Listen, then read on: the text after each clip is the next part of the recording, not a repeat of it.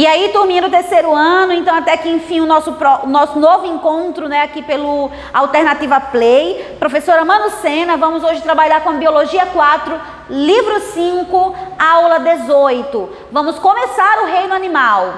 Na verdade, o reino animal, ele é exclusivamente pluricelular, formado por organismos heterotróficos e aeróbios, ou seja, organismos que utilizam oxigênio. Os animais podem apresentar reprodução sexuada e também assexuada. E de maneira geral, o reino animal, ele apresenta algumas características embriológicas que nós vamos estudando aos poucos. Como, por exemplo, folhetos embrionários. Então, toda vez que eu falar de um filo, vou falar sobre os folhetos embrionários, simetria, celoma e origem de boca e ânus. Então, tudo isso que vocês estudaram lá na embriologia, nós vamos recapitular agora. Como essa aula fala sobre poríferos e quinidários, coloquei lindamente aqui um recife de corais, bem povoado, né? Representado aqui por algas, por esponjas, por quinidários e outros animais que conseguem viver nessas regiões de corais, que representam uma região de intensa produção e reprodução também. Então, recife de corais importantíssimo, embora hoje está sofrendo muito com a ação da poluição, causando branqueamento de alguns corais. Então, primeiro vamos ao filo porífera, um filo simples. Os organismos são ablásticos, ou seja, não apresentam tecidos verdadeiros. Eles não apresentam sistemas nem tecidos, apresentam somente células especializadas. Células que serão responsáveis por todo o processo de digestão, respiração, reprodução e assim por diante. Além disso, as esponjas apresentam ou simetria radial ou então são assimétricas. Como não tem sistema digestório, não tem classificação com relação à boca e ânus. Então, não tem classificação como protostômio ou deuterostômio. Como não tem tecidos embrionários, também não tem classificação com relação ao celoma. Então, eles são animais que não têm classificação com relação ao celoma, ok? Então, ó, eucariontes, pluricelulares, estão dentro dos invertebrados, não possuem tecidos verdadeiros, exclusivamente marinhos, filtradores. Então, eles retiram nutrientes da água com a ajuda de células especializadas, que são chamadas de coanócitos, que vamos ver já já. E os principais representantes são as esponjas. São chamados de poríferos, porque são animais dotados de poros. Eles têm muitos poros, por onde a água entra e os nutrientes serão retirados. Olha aqui uma esponja, e aqui as células especiais dela. Então, gente, a água entra pelos poros, que estão na lateral. Os poros são formados por células chamadas de porócitos. A água circula dentro dessa cavidade interior, que é chamada de átrio ou espongiocele, e depois vai ser eliminada por meio do ósculo. Então, gira aqui dentro e depois sai por meio do ósculo. As células que revestem a esponja são chamadas de pinacócitos. Existem ainda os amebócitos, que são células que são responsáveis pelo transporte de nutrientes. São também consideradas células indiferenciadas das esponjas, porque podem originar outras células. Apresentam as espículas. As espículas são estruturas que atuam no processo de sustentação e dão a forma da esponja também. Ali em cima o pinacócito. E aqui uma das mais importantes, que é o coanócito. O coanócito contém esse flagelo fica dentro do átrio. Ele, ao girar, acaba facilitando a circulação da água aí dentro e a absorção de nutrientes, né, já que são filtradores. Apresenta esse colarinho, ó, que vai facilitar a absorção. O nutriente entra, é digerido e depois o que não serve mais é eliminado por plasmocitose. Então, coanócitos são responsáveis pela digestão, são células flageladas importantíssimas, tá? Encontradas nas esponjas. Aqui o porócito e assim por diante.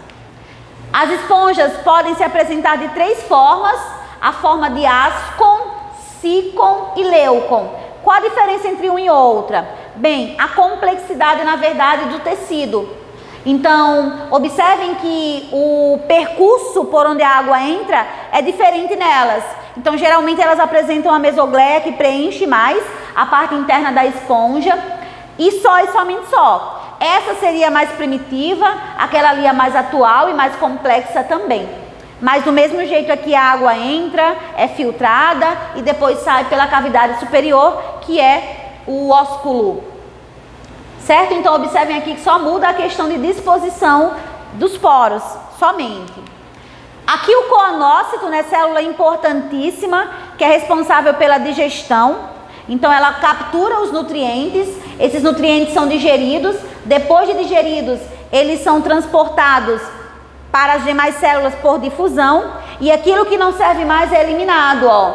É eliminado por coanócito, ou por plasmocitose. E nesse caso vai acabar saindo da esponja.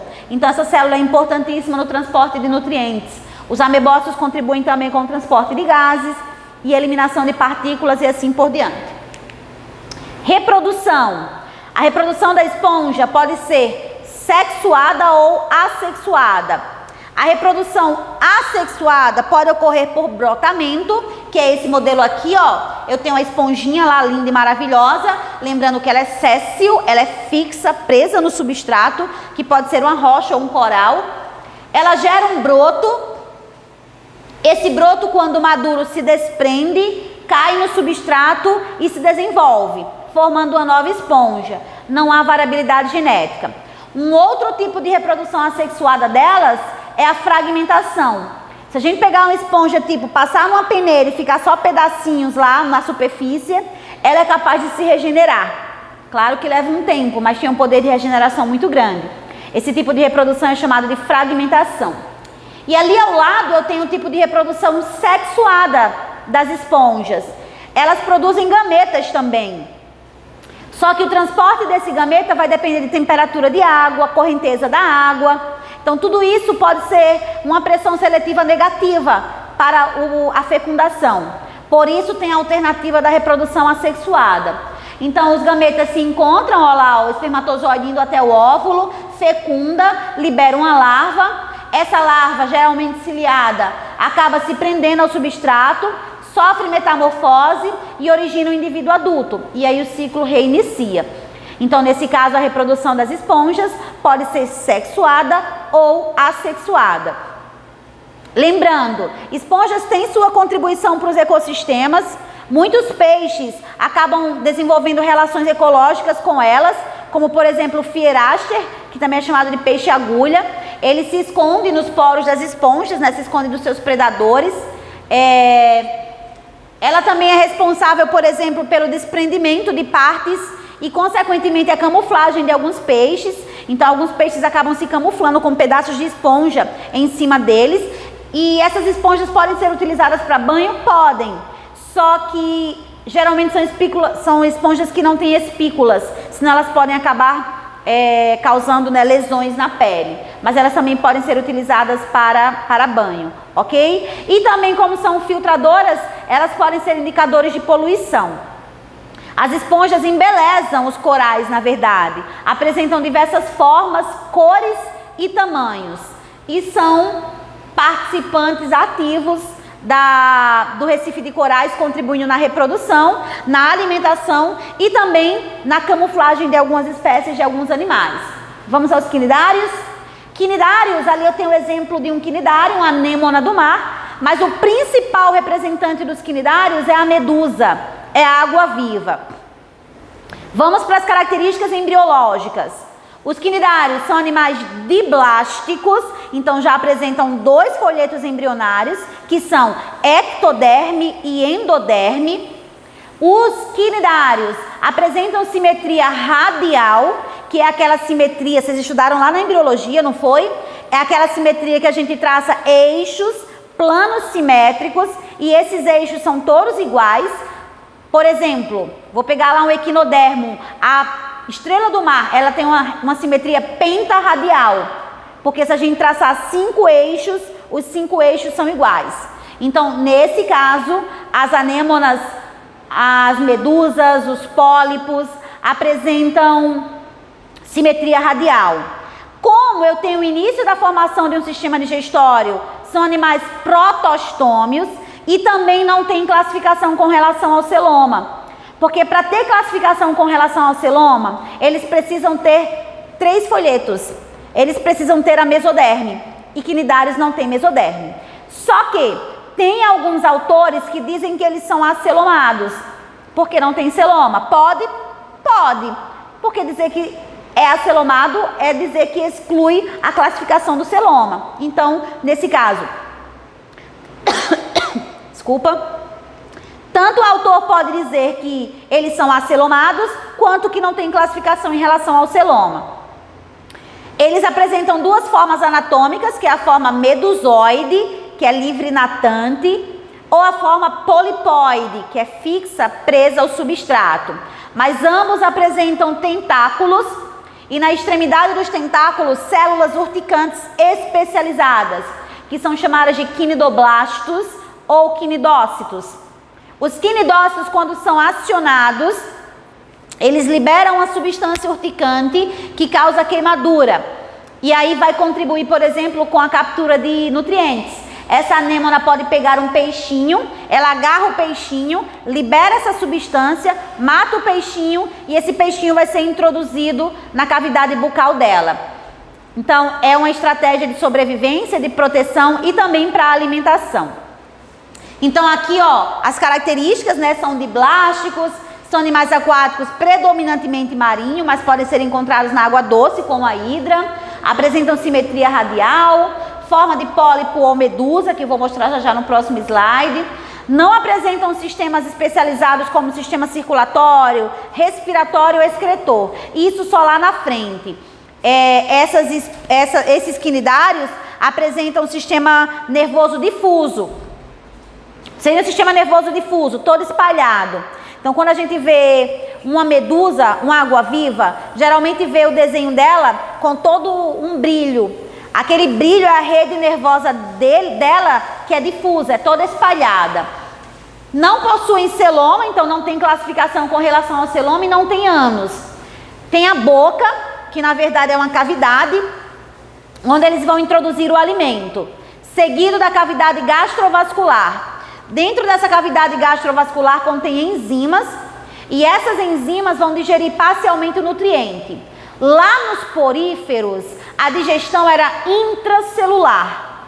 Aqui nos quinidários, a digestão começa extracelular, dentro dessa cavidade, e termina intracelular, dentro da célula. Ok? E apresentam mobilidade para locomoção devido à presença dos tentáculos. Olha aqui a forma polipoide, mostrando os tentáculos. Por meio dos tentáculos, ele agarra o alimento, causa esse choque e, consequentemente, vai introduzir o alimento pela boca, caindo aqui na cavidade gastrovascular, onde vai ser parcialmente digerido e a digestão termina dentro da célula. Essa forma polipoide aqui é uma forma fixa, séssil, e tem como principal exemplo as hidras. E ali a medusa, a forma medusoide. Observe que tem a mesma coisa, né? A cavidade gastrovascular contém os tentáculos que conduzem o alimento até a boca. Então, do mesmo jeito, só que aquele ali é livre natante. Ele não é fixo, ele acaba se deslocando. As águas-vivas servem de alimento para as tartarugas. Por isso que muitas tartarugas são encontradas mortas com bolsas presas no trato digestório ou respiratório, porque elas confundem as bolsas plásticas com medusas. Então, muito cuidado quando jogar lixo ali próximo à praia, principalmente bolsas, que podem causar a morte de animais. Olha, a reprodução pode ser sexuada ou assexuada. A reprodução assexuada é praticamente a mesma lá da esponja. Olha aqui uma hidra, ó. Uma hidra que forma um broto, o broto cresce, desenvolve, se desprende e cai no substrato, formando uma nova hidra. Só que os quinidários também se reproduzem por alternância de gerações, que é a reprodução sexuada bastante conhecida, que está aqui, ó. Tem uma forma sexuada e uma fase assexuada. Vou começar pela fase sexuada, que é essa fase das medusas, ó. As medusas produzem seus gametas, no caso medusa macho e medusa fêmea, Esses gametas se encontram, fecundam, produzem uma larva. Essa larva é chamada de plânula. Ela se fixa ao substrato e começa a desenvolver, ó. Desenvolve formando uma colônia de pólipos. Esses pólipos vai liberar estruturas chamadas de éfiras, que são medusas jovens. Olha aqui uma pequenininha. Ela vai ser liberada e depois desenvolve. Essa é a reprodução, é a parte assexuada do ciclo, que nós chamamos de estrobilização. Lá é a parte sexuada, que ocorre com a troca de gametas. Então, esse ciclo aqui é chamado de alternância de gerações, no qual ocorre a produção de novas medusas. Ok? Classificação dos quinidários. Os quinidários são organizados em hidrozoários. Nós temos como representantes dos hidrozoários as hidras e também as caravelas. Caravelas são associações de vários pólipos juntos. Cada um com sua função, né? Uma com função de flutuar, outra com função de defesa, o outro com função de captura de alimento. Quem nunca viu uma caravela solta na praia? Ela geralmente apresenta cor rosa ou amarelinha clara, parece que tem uma bolha em cima. Eu ia colocar o desenho, acabei nem colocando. Ela é bem bonita e muito encontrada no litoral. Antozoários. Os principais representantes dos antozoários são as anêmonas e os corais. A anêmona fixa, ok? Ela tem uma relação ecológica lá com o Nemo. O Nemo corre, pega um camarãozinho para a anêmona, traz para ela, ao mesmo tempo que ele se esconde dos seus predadores. Quem vai chegar perto da anêmona, já que ela pode causar choque? O Nemo, nesse caso, tem proteção. Eu citei o nome Nemo para que vocês lembrem do filme, tá? Mas aquele peixe é chamado de peixe palhaço. O caranguejo paguro também. O caranguejo paguro, para se defender dos seus predadores, acaba levando a anêmona em cima dele. Já para a anêmona é bom porque ela vai ser deslocada e em outro local ela pode conseguir mais alimento, conseguir se reproduzir e assim por diante. Sifozoários. Temos como principais exemplos as águas-vivas, as medusas tão conhecidas, e os cubozoários, medusas pequenas ou então as vespas do mar, que normalmente apresentam estrutura um pouco diferente, né, que ele chama ali de umbrella. É uma forma como se fosse cúbica, por isso recebe esse nome cubozoário. Os corais, gente, os recifes de corais, na verdade, são quinidários, tá? Como o coral cérebro, por exemplo. Então, ali é um quinidário. Lógico, o conjunto de tudo, do recife de coral, é a representação de vários animais que vivem ali. Mas o coral mesmo é exemplo de um quinidário. Então, eu encerro por aqui. Não tenho mais nada para falar. Ficam as atividades. No nosso próximo encontro, a gente pode até fazer atividade para adiantar um pouquinho. Qualquer dúvida, segunda-feira pelo Meet, tá? Beijo, beijo, tchau, tchau e até a próxima.